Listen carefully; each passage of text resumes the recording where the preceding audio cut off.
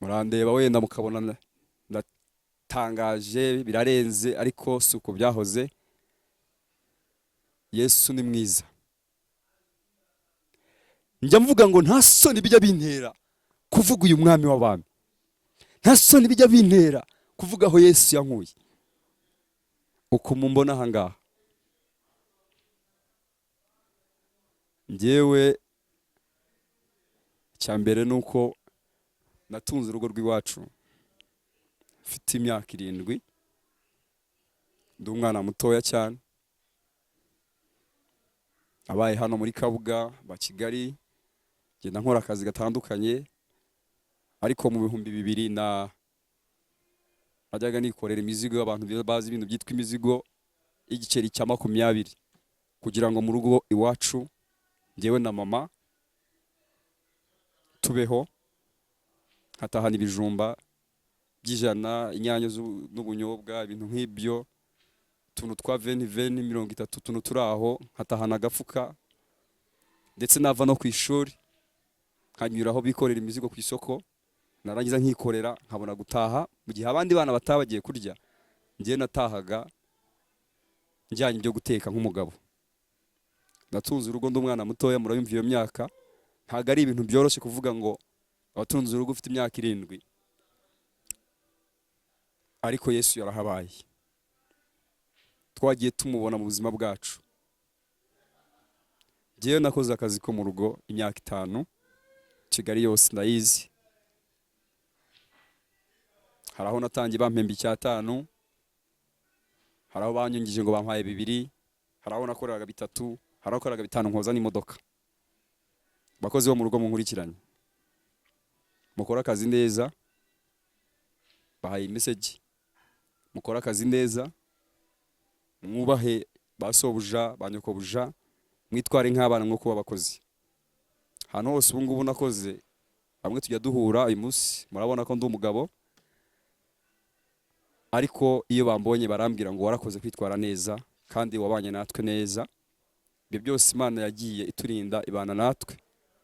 Nza kugura igare, nza gutwara amazi mu 2005, voma amazi ataraza mu ngo nk'ukuntu dufite amazi uyu munsi wa none.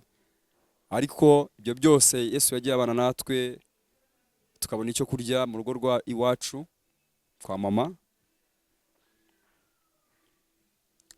Nyuma nzagura n'ikigeragezo, ndwara imyaka 15, ndwara ukuguru, barambwira ngo kanseri ishobora kuzazamo, ariko nkajya mbwira Imana, nkabwira ngo Mana,